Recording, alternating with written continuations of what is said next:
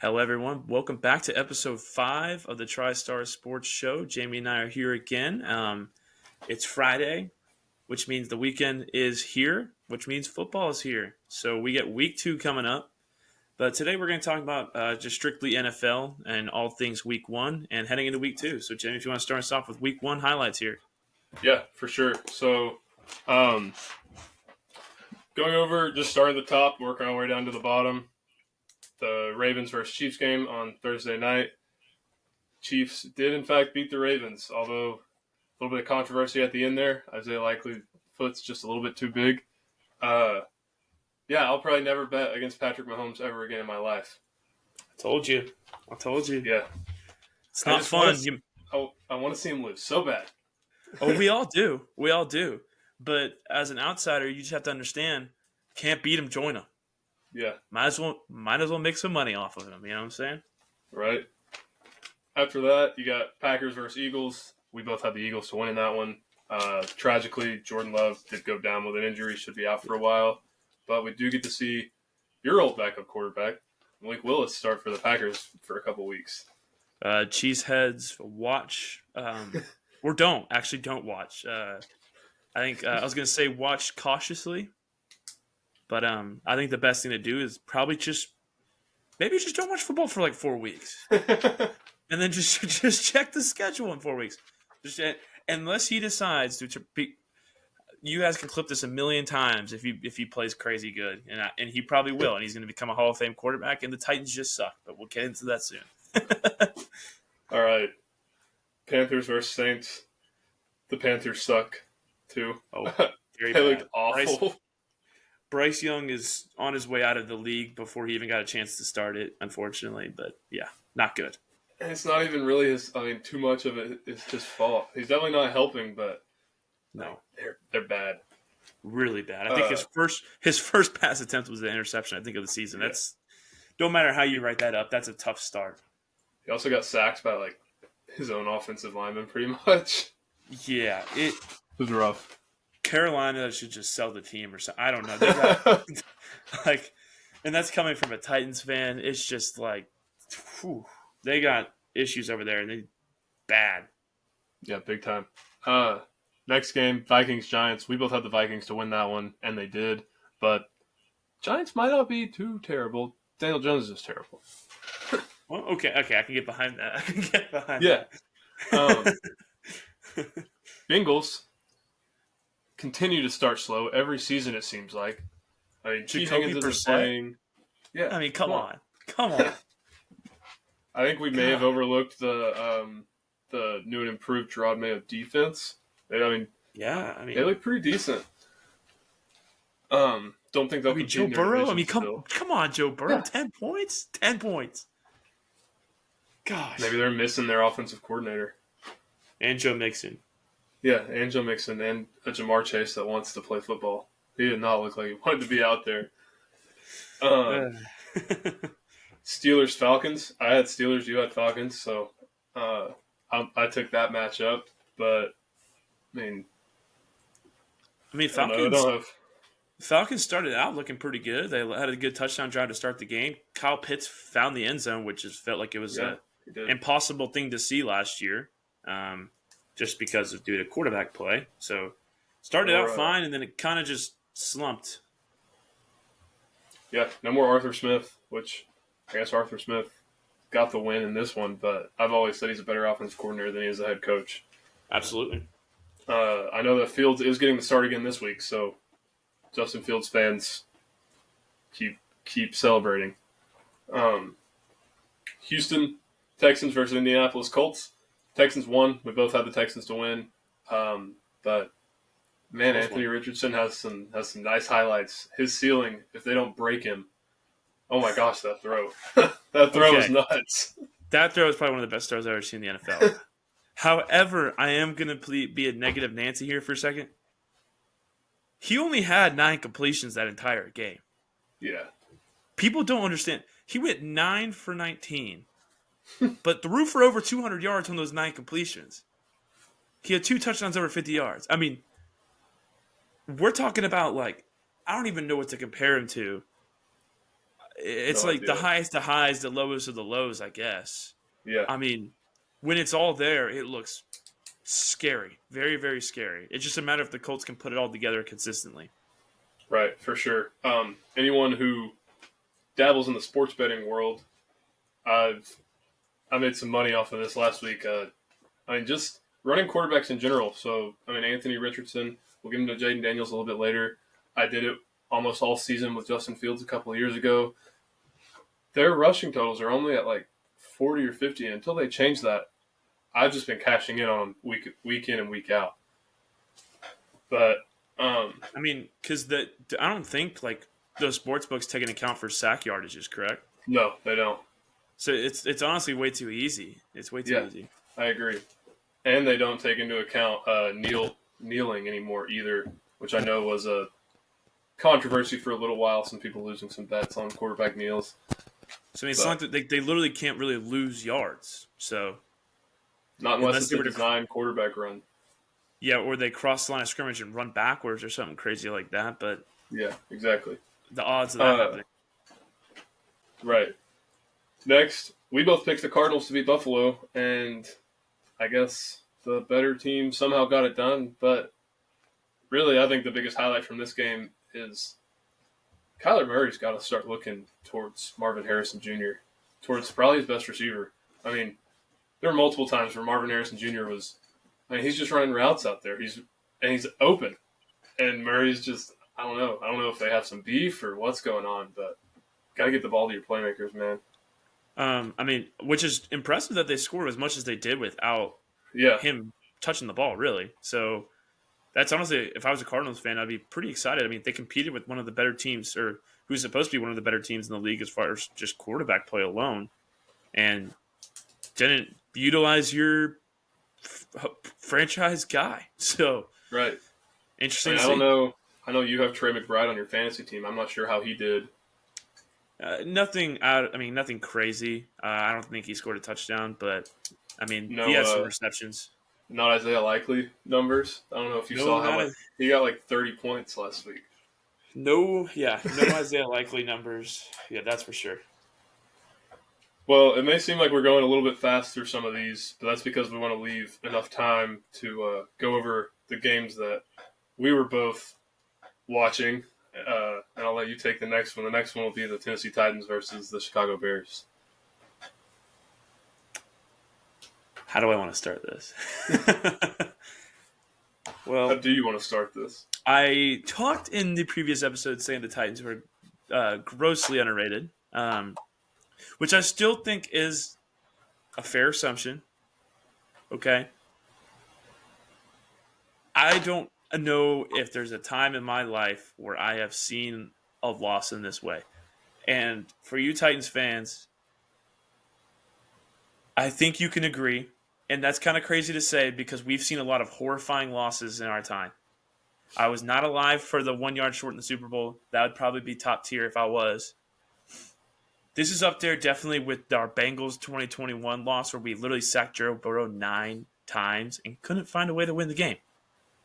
So on today's episode of Meltdown of the Titans went out and got a 17-point lead on the road against the Chicago Bears. All was well. The Titans were so back. Will Levis was throwing for touchdowns. Tony Pollard was looking like Tony Pollard again. The offensive line didn't look like a revolving door. And something happened in that locker room at halftime where the Titans decided they were no longer wanting to be the good Titans. I don't know if Mike Vrabel whispered something in Callahan's ear and said, start running the stupid plays again. Because the conservative play calling was the reason why we did not win this game. We didn't score a single point in the second half. All of a sudden, it was always a run first on first down. Some stupid conservative play call that didn't go anywhere on second down. Next thing you know, it was 3rd and 12. And Will Levis... Will Levis did everything he could to make people not believe in him, which is really, really hard because I was rooting for him as hard as I possibly could all throughout this time since drafting him. But man, he made it really, really, really, really hard to defend him after this one. The only thing I'll give him credit for is he at least said after the game that he fully lost us this game. He took accountability, which I'd rather see than him try to just throw the blame game. I mean, even Coach Callahan was pretty much he had one of the most all time coach comments I've ever seen. He said quite literally, we could have punted every 1st and 10 and found a way to win the game. That's probably one of the most hard things to hear as a fan, and definitely, I'm sure Will Levis, that if that doesn't light a fire under you know what, then I don't know what will. Your coach just said you would have been better off punting the ball before you got to touch the ball. I mean, on the bright side, our defense played absolutely great. We didn't give up a single touchdown. They blocked a punt for a touchdown, and they got a pick six on Will Levis, which might be the worst throw I've ever seen in NFL history. He simply decided as he was getting sacked to take the ball and just lateral it straight in the air and let the DB go take it. But all that being said, the defense is ranked number 1 after week 1. They looked great. The offense showed flashes. It hurt watching us blow a lead and not give up an offensive touchdown. That is hard to do, but we found a way to do it. I don't know if we're tanking, because if that's the case, we're really, really good at tanking. And I'll probably leave it at that. That's my rant for this week. We play the Jets coming up. We'll talk about later in this episode. This might become a weekly edition of just me ranting about the Titan season. And if that's the case, it's probably great for views. So you're welcome. Yeah, I think you covered it all on that one. I mean, I don't have anything else to say. Caleb Williams did not look amazing by any means. Trash. Yeah. Getting into Dolphins Jags. I mean, I don't know how you segment from that. That's on me, but you're good. That was a good one. So yeah, getting into the next game, Miami Dolphins versus Jacksonville Jaguars. Jaguars really gave them a dogfight. I mean, it was a close game. But man, that Dolphins offense is just nuts. I mean, at least right now before it gets cold and they have to play in Kansas City on the road, they got a really good offense. Tyreek Hill, that celebration, that might be one of the funniest celebrations I've ever seen. If you haven't seen it, go look at it. I don't know if that lit a fire under him before a game, but they looked good and they walked away with the win. Yeah, I think the best way to put Tyreek Hill, the only way you could really describe stopping him is putting him in handcuffs, and they quite literally did that, and it still didn't stop him from getting a big play. So, shout out Tyreek Hill on that one. Seahawks beat Denver. We both picked the Seahawks to win. I don't know what more to say about that game. They looked like the better team. Kenneth Walker had a good game. There was 2 safeties in this game. There were. And that was a wild score situation going on. Almost against the same team, right? It was both times. I think the Broncos caused the safeties, if I'm not mistaken. And it was 3-3, then it became 5-3. Then they kicked the field goal to make it 8-3. Then they got another safety to make it 10-3. So if you turn on the game and it was 10-3, you would think it was an average football game. But if you were even slightly keeping up with this thing, you were like, what in the world is going on over? And it's the most... If you were to imagine a Seahawks and Broncos game in modern day, not from 5-6 years ago, but modern day, that's exactly how I expected to go. That's exactly how it went. 2 safeties is nuts. I'm mad at myself for forgetting about that. Next we got Raiders versus Chargers. The Harbaugh era has officially begun, and they are running the crap out of the ball. Yeah, they are. I mean... And Blake Corum didn't touch the ball. He's on the Rams. Oh. My bad. You're good. Same city. Right. Same city. I mean, the Raiders could not stop the run to save their life. J.K. Dobbins looking like Ohio State J.K. Dobbins. Yeah. He did. Good to see. I mean, it's nice to see a player who's been injured, that kind of injury plagued throughout his career, have a good game. And, I mean, the Raiders looked like not the best version of the Raiders. I don't know what they're going to do about Minshew Mania over there. I was You bought got in. anything? I'm no longer bought in. However, Minshew Mania lasted maybe a quarter. I think they scored early in that game, and I was like, "Uh oh." I was like, Right. I might have bought into the stock at the right time, but yeah, stock has plummeted, and Yeah. it does not look great over there. It does not look great. They're not giving their best player the ball, which is Devontae Adams, which is a problem. It is a problem. Whenever you don't give your best player the ball, that's an issue. I will say that Chargers first round pick Joe Alt looked amazing. Completely locked down Max Crosby. Max Crosby. Yeah, The entire game, and they were doing all they could. And when you're 6'9" and can get that low and get that leverage on those guys, he's a really good tackle. Interested to see yeah, what his career has in store. he looked every bit of a top 10 pick. That's to say the least. I mean, that's Yeah. what when you draft a lineman in the top 10, you expect him to be able to go day one against some of the best defensive linemen in the NFL, and he did. So Cleveland versus Dallas. I hate the Dallas Cowboys just as much as the next 49ers fan. But man, oh man, did the Browns look awful. They could not do anything. I had Amari Cooper in one of my fantasy leagues, and I think he got me like 2 points. Deshaun Watson, I don't know what happened to him coming over from Houston. Well, I do know what happened to him, but we're well, not going to talk we know about we that. know Yeah. what happened. We know what happened But, to him. man, oh man. CeeDee Lamb looks like every bit of what they paid him. He's a top 2, if not best wide receiver in the league. Zeke got a touchdown. I'm sure that was emotional if there are any Cowboys fans watching. They look like a better team. Simple to say. Not to mention that Dak became the highest player in NFL history on Sunday. That's $60 million a year, which is wild. very wild for lack of playoff production. But it's Jerry's world, and apparently we're all living in it. And he can just pay whoever he wants, whenever he wants. So, and they still doesn't translate to playoff wins. So have fun with that, Right. Dallas. Yeah, as far as Deshaun Watson goes, he looked really, really, really bad. Is Jameis Winston their backup? He is. I wouldn't mind to see a little Winston on the field again. Maybe throw Those for 3 pregame touchdowns a speeches. game. Those Yeah. pregame speeches are legendary. It's bad when the backup quarterback is the one giving the hype speech. Like Right. that can't be great for the locker room. That's all I'm saying.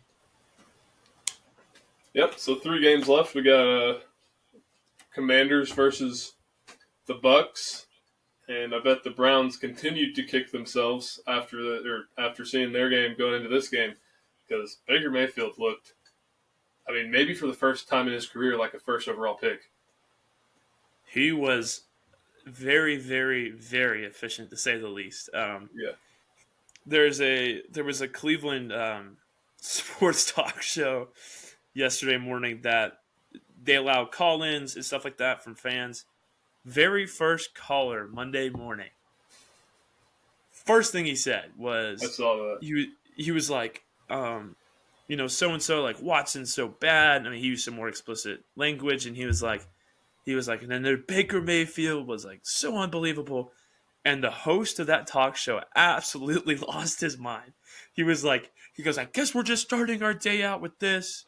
He was like, I can't believe, like, we didn't even make it past the first caller. People are, he went on an all-time, like, if you thought my rampage about the Titans was just interesting, go give that guy a listen. That dude was so heartbroken about the quarterback situation in Cleveland. Was that the one where he opens it with, like, he says, like, just 2 numbers, 2 arbitrary numbers, and the guy, the host is like, what are those? And he's like, that's Deshaun Watson's passer rating versus Baker Mayfield's passer rating. And he just goes, It was like 42, like and then the other number was like 100 something. And the host was like, "What are those supposed to mean? You got to explain what those numbers mean." And he goes, "One was Baker's and one was Deshaun Watson's." And then he just went. And then he just lost it. He lost it. It was all-time rant. Hilarious. I loved it. It was funny. Yeah. So getting into Sunday night, Matt Stafford's, I guess, second reunion or homecoming against the Lions, and once again the Lions got it done. They look good. They're using Jahmyr Gibbs a lot more than they were at the beginning of last season.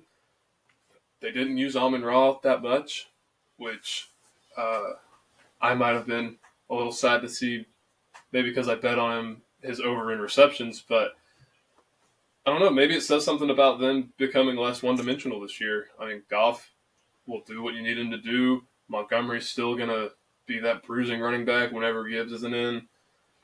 The Rams didn't look bad. I mean, Kupp succeeded with Puka on the field, and Puka still succeeded too. I know he got banged up, and he's going to be out for a couple weeks, but I don't know.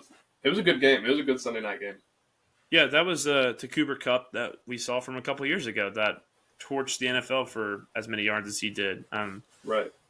I drafted him in fantasy, and I'm very glad I did. I got him later in the draft. For some reason, no one was biting on him, but him and Stafford looked like they had their connection back, and I'm here for it.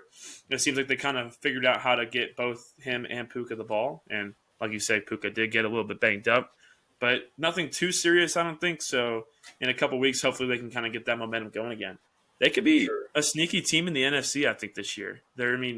As far as roster goes, like, they're really not that far behind anyone. I mean, obviously there's the top of the mountain, and I wouldn't say they're up there, but subtle plug to the 49ers. But but I mean, they can compete for a wild card spot. I don't think that's a crazy thing to say. Oh no, and definitely they make wild card. I consider myself a fan of Matthew Stafford, but no matter how hard he tries, whether he plays for the Rams or for the Lions, he can't win at Ford Field. So he's always. I think Chris Collinsworth on the Sunday show, he was like, while he was walking off with like a little bit of a limp, he was like, "How many times have we seen Matthew Stafford give his all in this stadium, banged up, and just still couldn't find a way to win the game?" And I was like, "Wow, that is probably one of the harshest things you could have ever said about the guy." But no, it was a great Sunday night game. I enjoyed it. Me too. All right, getting into Monday night, I'll take this one.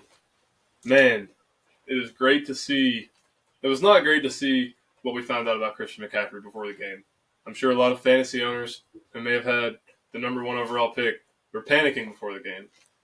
Yeah, I know that you have him in our league, and I don't want to toot my own horn or anything, but I've been telling people about this Jordan Mason kid for a little while. He's from Tennessee, went to Gallatin High School, and it is really nice to see from a team whenever your best player, undisputed best player, one of the best players, regardless of position in the entire NFL, is out, and you can just have that next man up mentality and have his backup come in there and run the way he ran. 28 carries, had over 100 yards. Brock, and I guess some questions about the game would be Brock and Ayuk's chemistry looked a little off. Ayuk should have showed up at camp instead of holding out to never even really get paid. He got paid the same amount that we were offering the entire time, and now it looks like it's biting him in the butt. I know he dropped a easy touchdown pass that Brandon Ayuk last year definitely would have caught. Him and Brock and Debo looked like they may have been a little bit not on the same page, but I'm sure that's just because Debo didn't play in the preseason, and that'll come with time. And other than that, man, our defense looked a little shaky there at the beginning. They were getting into Garrett Wilson it seemed like every third down, but we tightened up, and throughout the game, I don't know if you've seen the stats or not, but we dominated them in time of possession. It seemed like anytime you turned the TV on or looked at the TV, we had the ball, and we were running it down their throat. And, if you're playing against somebody like Aaron Rodgers, what you want to do is keep the ball out of his hands. And I would love to see us do something similar to that in maybe a game later down the road against a red and yellow team that I won't mention just yet. But I'm very pleased with week 1. You have anything to add about the Niners game? No, I think that's a fair way to put it. You have been high on Jordan Mason for a while now.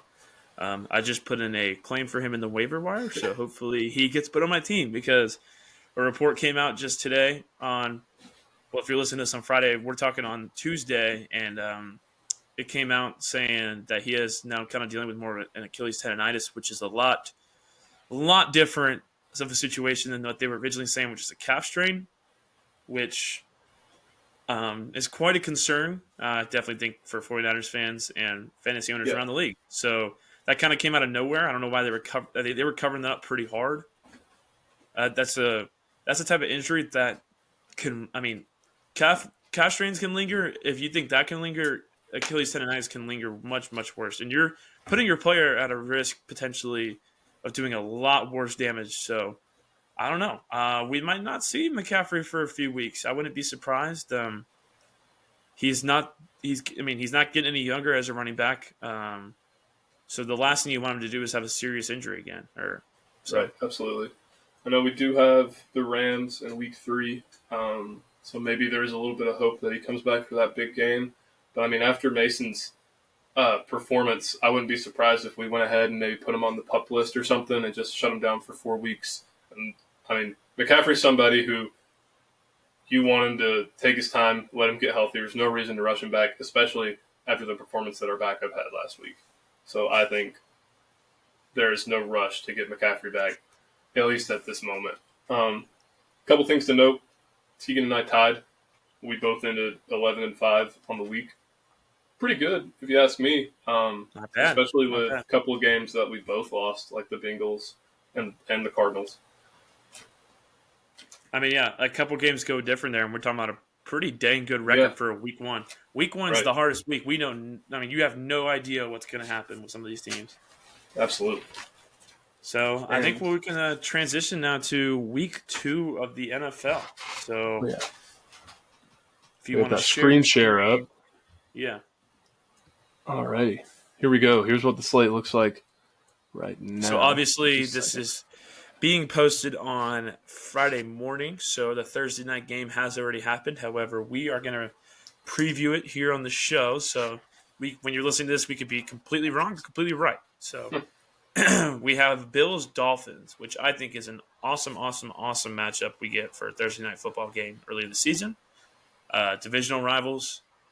You got it in Miami, where the Dolphins tend to play significantly better in the warmer weather. Josh Allen and the Bills found a way to win against the Cardinals last week. They got the ball to Keon Coleman, their rookie, a good amount of times.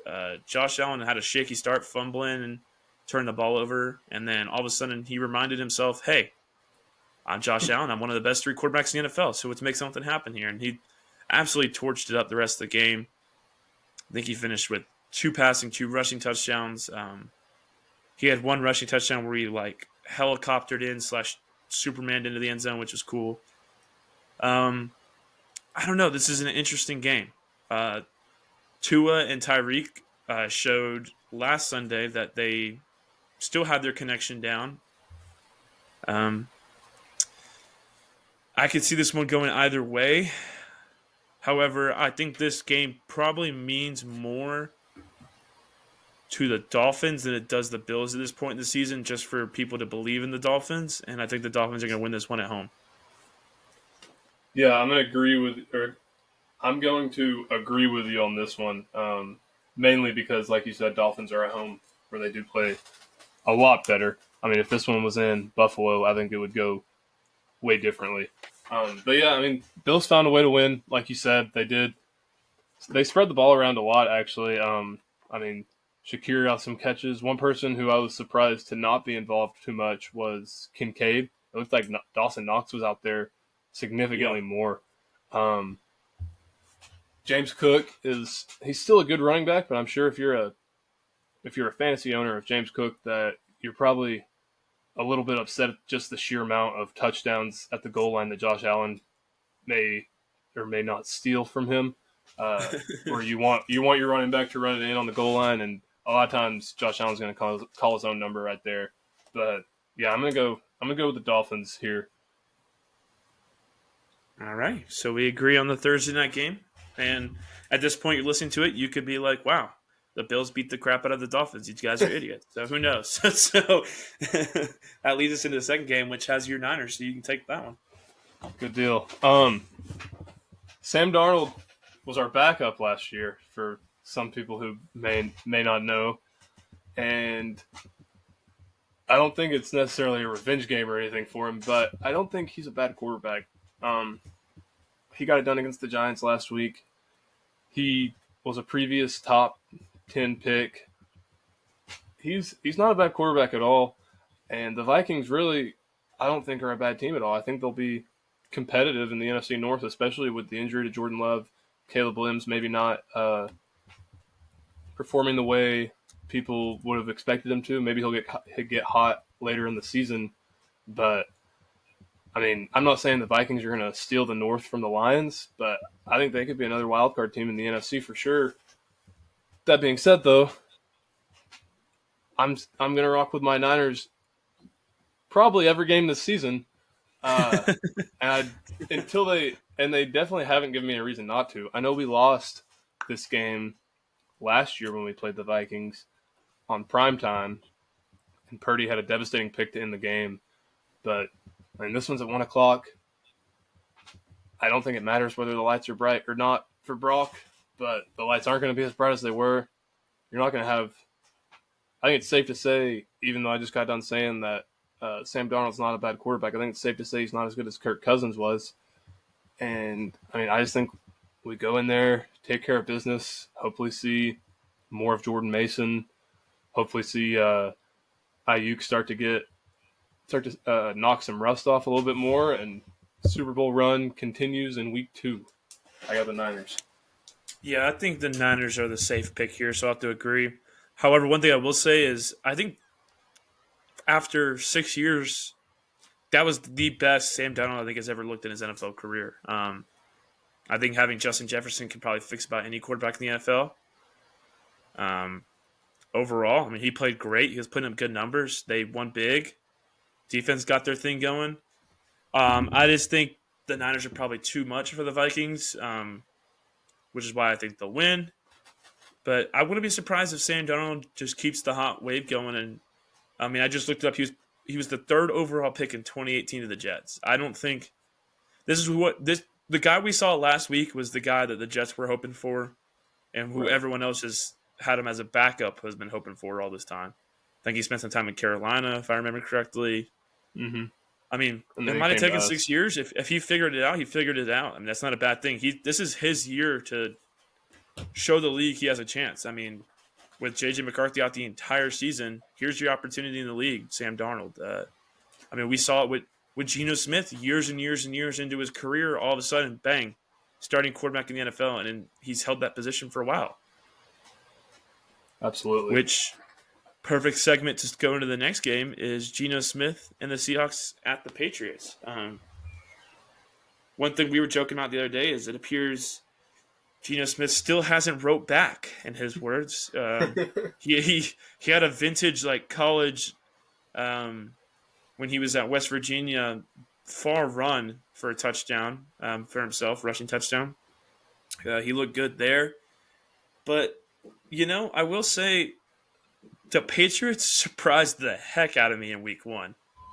I thought they had no shot to win against the Bengals. I don't think anybody did. However, I think the Seahawks are probably too good for the Patriots. I think the Patriots' little honeymoon phase will probably die in week 2. You gonna take the Seahawks? I am. Give me Geno Smith. Sounds good. And with that, we're gonna have our first disagreement of the podcast. Uh-oh. I think I might be officially on the Gerard Mayo hype train. Patriots at home. You got Ramondre Stevenson looking like a upper echelon running back in the league with a pretty darn good defense. And also, I just want to see the Seahawks lose. So I'm gonna take the Patriots in a Super Bowl rematch, so to speak. Yeah, I mean, a Super Bowl I don't even know what year that was now. It was a while ago. I don't think is there even a single player on either roster that was in that Super Bowl? I don't know. No. Neither coaches either. Yeah, neither coach. Yeah, wow. That's the first time in a while we get to really say that. For real, especially from those two coaches. Right. They were around for a long time. So yeah, next game we got a divisional matchup in the New York Giants versus the Washington Commanders. Neither team looked good last week, and I'm not too sure which team really had more to grow on. I want to say the Commanders probably showed more. Showed more. The words slip in my mind. They showed more glimpses of. There we go. Showed more glimpses of like good things to come. I guess in Jaden Daniels' future, but I feel like whenever their backs against the wall, and I'm not saying they're a good team, I still don't think they are, but whenever their backs against the wall, especially in these divisional matchups, they always seem to play them close. I think I'm going to rock with the Giants on the road right here. Hopefully see Malik Neighbors come into his own a little bit more. I mean, if Daniel Jones can just not lose the game for the Giants right here. They upgraded their offensive line. They got a new running back in there. They upgraded their defense with Brian Burns. I don't know. Maybe it's a gut feeling. Maybe it's because my dad's a Giants fan, but I feel like they always play the Commanders, especially pretty close in these divisional matchups. So I'm going to rock with the Giants. Yeah, I would normally agree. However, this is a new era for the Washington Commanders. New head coach in Dan Quinn, new quarterback in Jaden Daniels. I was watching a little bit of the Commanders. I thought, for the most part, Jaden looked pretty good. He showed some good explosive plays with his legs, with his arm. I think they're going to continue to get better and better as the season goes on. Their defense is talented. Who did they play week 1 again? Bucks. I mean, Bucks played an amazing game, so it's hard to talk on that. But I don't know. I think the Commanders win this one. Daniel Jones, to me, does not belong in the NFL, at least as a starting quarterback. I know Giants fans known it for a while. They've tried to hide it in their heart. But the NFL knows that Daniel Jones is just not it. I'm sorry. They paid him way too much for what they're getting from him. And with talented receiver Malik Neighbors, and then you still have Jalen Hyatt and some pieces on the defense, they should be better than what they are. And I think what it comes down to is, at first you were saying, oh, Daniel Jones struggles because he has nobody around him. You're starting to put pieces around him and he's still struggling. So there's only one common denominator, so I'm going with the Commanders. Yeah, I don't blame you. This is definitely a spot where I could be eating my words come next week, especially because Jaden Daniels is another one of those quarterbacks I was talking about earlier where until it proves me wrong, I'm probably going to take his rushing over in every game because we saw against the Bucks that he can run and he can get it done with his legs. So there's another disagreement, 2 in a row. I don't think we'll be disagreeing on this next game, though, with the Chargers versus the Panthers. I'm going to, just get straight to the point. Panthers are not good. Chargers look pretty good. You're not taking the Panthers? What are you talking about? No, sorry. No, I know they're at home, but, man, I'm going to rock with Jim Harbaugh and this new look Chargers. You're acting like Charlotte isn't the toughest place to play in America. But no, I'm just kidding. Yeah, there's not much to talk about here. Chargers probably by a lot. Unless Bryce Young decides he's back at Alabama anytime soon, they're not going to win many games this year if they win at all. No. So, hot take, they could go 0-17. It's a bold take. For sure. I don't think they might be the first team to do it. We've seen 0-16. We have not seen 0-17. I mean, surely they win at least one. But if they play anywhere as bad as they did week 1 against not that great of a team, man, oh man, they could have a long, long season. Long season, for sure. Maybe they're tanking. Maybe they are tanking. I don't know. They're really good at it too. At this point, if you would just come out and say you're tanking like as one of these lower echelon teams, I'd be like, wow, you're pretty good at it. Not gonna lie. Right? Yeah. Maybe their coaches if the coach is like, yeah, I was trying to lose, maybe he wouldn't get fired every year. Yeah, chestnut checkers. I'll let you start off the Saints Cowboys game. So we got the Saints and the Cowboys. It's in Dallas. Dallas looked really, as much as I hate to say it, they looked really, really dang good against the Browns. They look like they haven't skipped a beat since last regular season. I won't throw the playoffs in there, no shade. But the Saints looked pretty dang good week one. They were playing what we just highlighted as the worst team in the NFL, the Panthers. But I will say Derek Carr looked pretty sharp. They did. They kind of have it all figured out over there. I don't even know I don't even know if Olave really got the ball much. There were some other guys that were kind of going off. Kamara looked. Who did? Taysom Hill had a good game. He did, and so did Kamara. Looked like Alvin Kamara as we know and love him. I'm just gonna have to say, this being in Jerry's world and the Cowboys looking the way they did last week, I don't think they lose this game. I think the Saints could keep it interesting in the first half, kind of thing, where people start turning on the game all of a sudden. But no, I think the Cowboys pull this one out. Yeah, I'm gonna have to begrudgingly agree on that one, just because. I mean, like you were saying, the Saints looked good. They're 1-0 right now, but so are the Cowboys, and the Cowboys played a lot better of a team than the Saints did last week. I'm sure this will be a game where the Cowboys win and go ahead and crown themselves Super Bowl champions after this game. But I'm going to take the Cowboys as well. So, both have Cowboys there. And leading into the next game, we'll have the Jordan Loveless Packers versus the Indianapolis Colts. What do you think about this game? Well, a couple years ago, if you told me that Malik Willis is going to be playing against Anthony Richardson, I would probably say that's one of the most electrifying quarterback battles of the NFL. However, the year is 2024. Malik Willis has looked about as awful as he could for the Tennessee Titans as a backup. But Anthony Richardson has showed some promise. I saw a wild stat that he's only started 17 games since high school. That's nuts. Which, going through a college career and now you're in year 2 in the NFL, the fact that that's happened just shows that he's very injury prone, for one. So sustainability is definitely an issue. I think that without Jordan Love, the Packers are going to have a really hard time winning this game.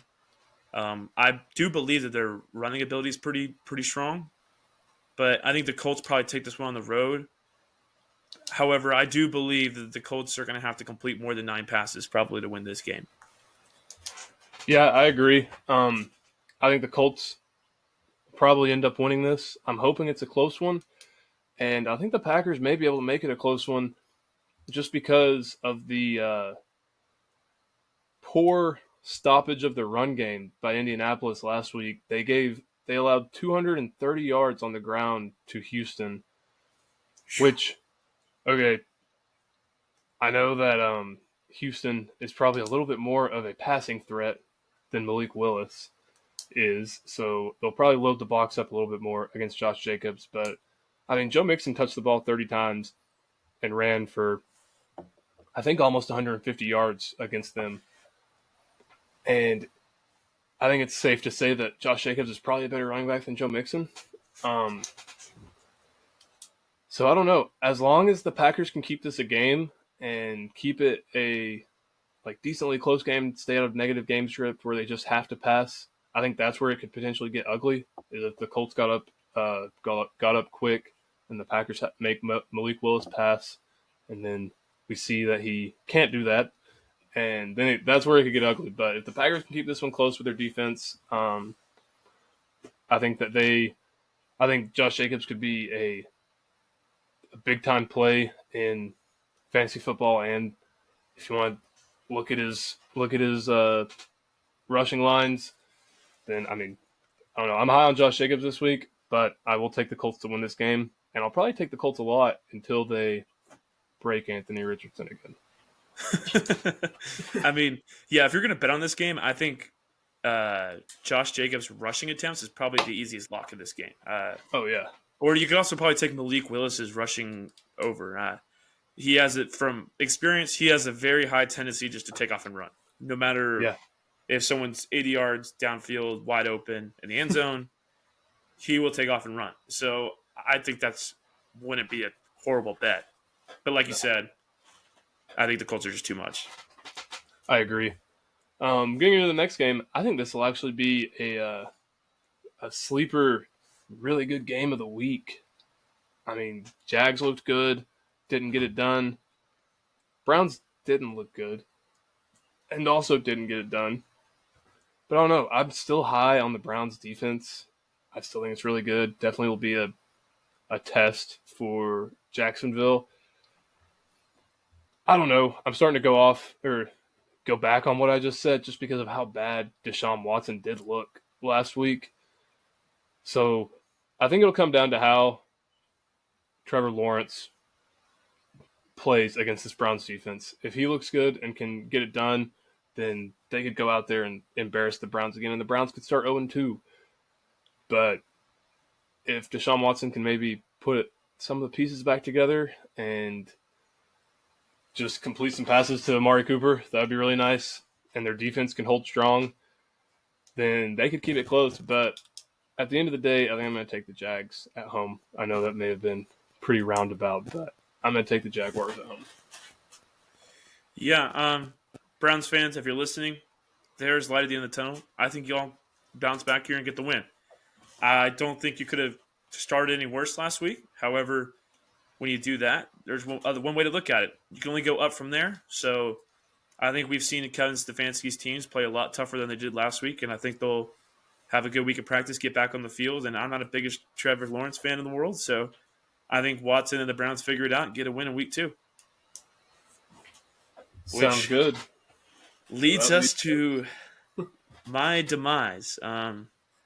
The Jets and the Titans. Okay, so where do I start? As I talked previously in this episode, we had a nuclear meltdown in week 1. Jets had flashes against the Niners, but y'all took care of business and beat the Jets. I'm hoping and praying that this goes – so really this goes one or two ways in the season.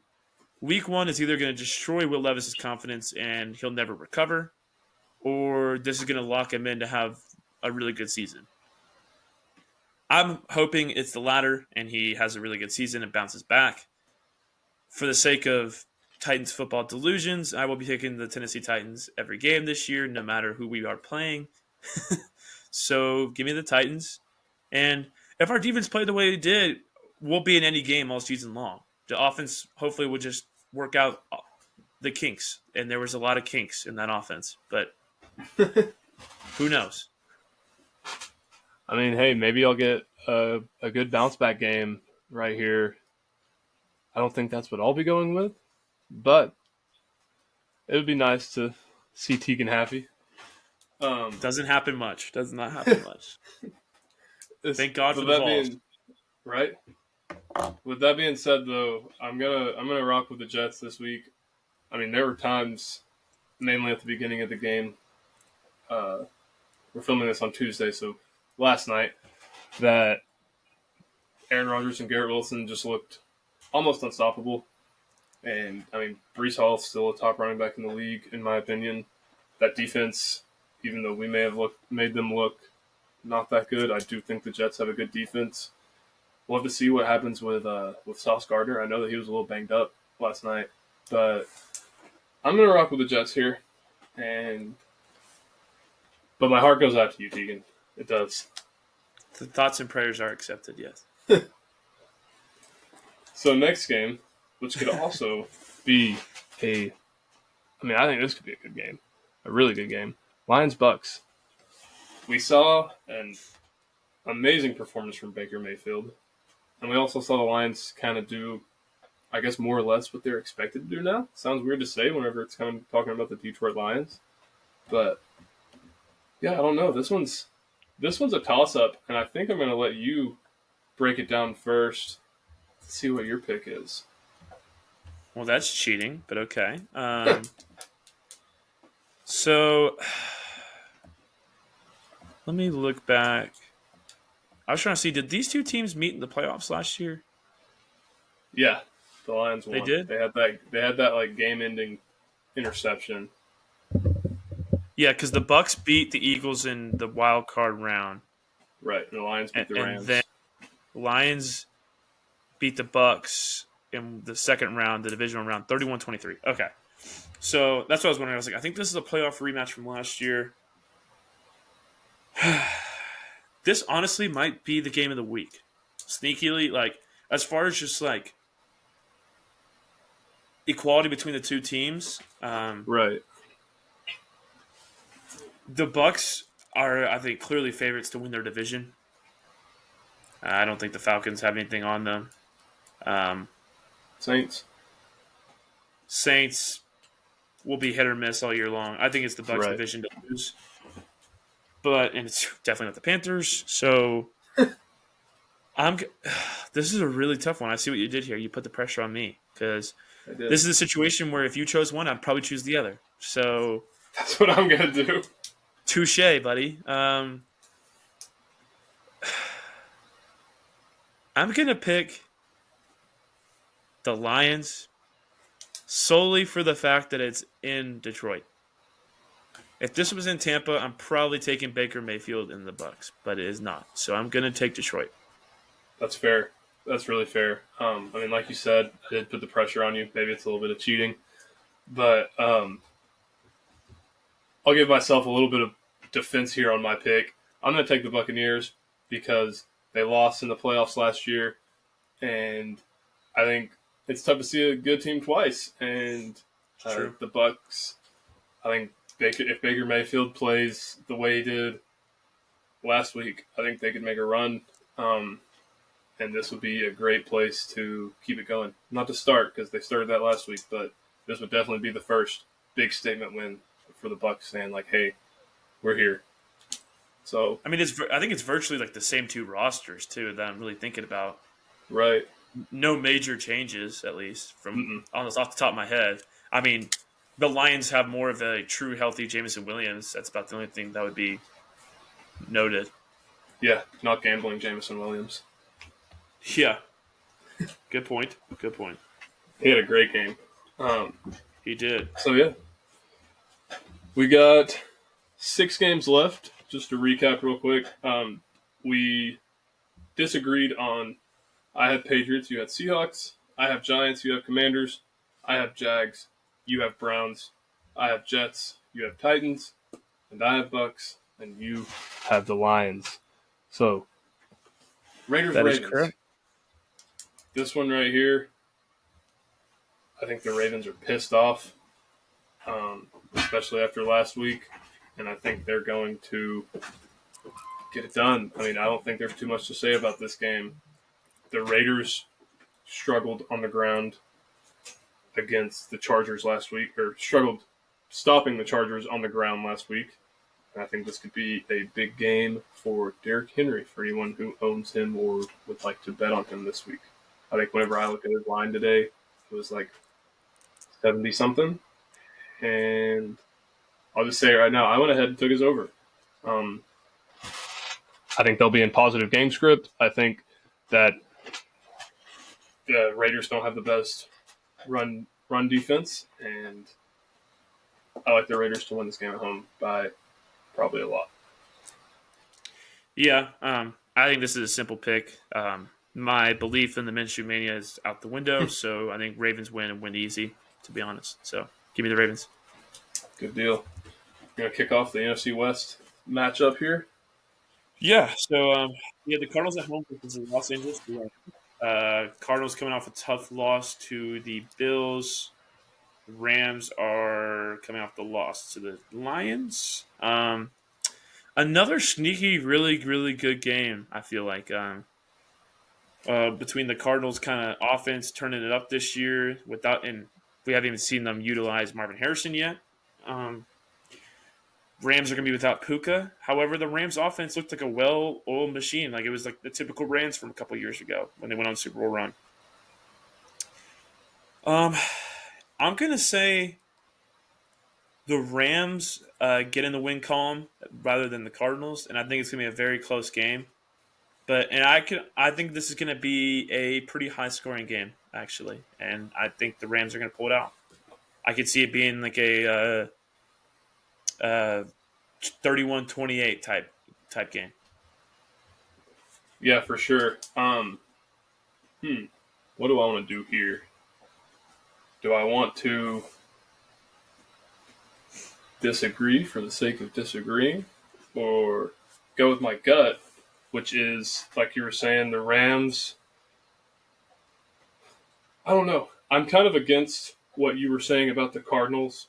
They did revamp their offense on paper, but what I saw from Kyler Murray last week was just not the best in my opinion, and I've never been the biggest Kyler Murray fan. So I guess I got to pick one of our NFC West rivals to win this game. And if I had to pick one of them, I guess I'd rather see the Rams win.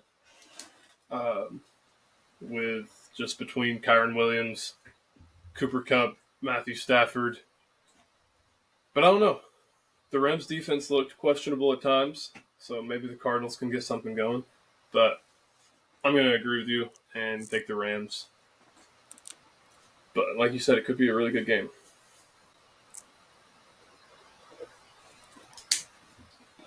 Alrighty. So next we have the Bengals at Kansas City. I don't think there's much to say about this one. As I was saying in our recap of last week, I'm not going to bet against Patrick Mahomes anymore. Especially after the way the Bengals started last week. They looked awful.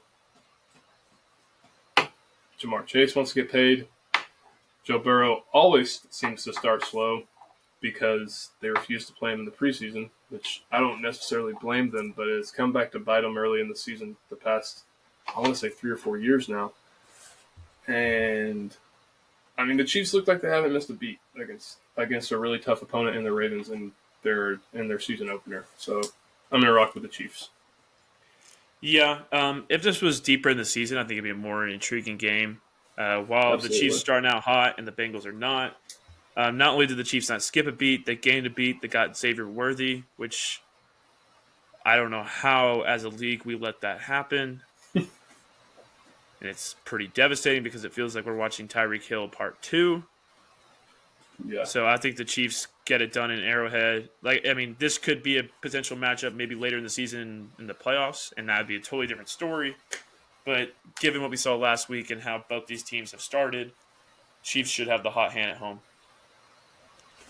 Which then leads us into the next game, one of our last 3 games here. We have Steelers and the Broncos. I don't see myself tuning in to watch this, to be honest. It seems like it'd probably be a pretty boring game. Justin Fields is, I think, expected to start again for the Steelers. Yep. They had a lot of positive drives. They couldn't finish for touchdowns, and they settled for a lot of field goals. Broncos with Bo Nix, there's a lot of question marks there. I'm going to say Steelers win on the road here. I think Justin Fields will probably run around and get a lot of rushing yards, pass for a little bit. They might win this game by just kicking field goals, but I think they're going to score a touchdown here or there and win big. Yeah, like you said, this one isn't the most exciting in the world, especially if you're not a fan of these two teams. I don't know.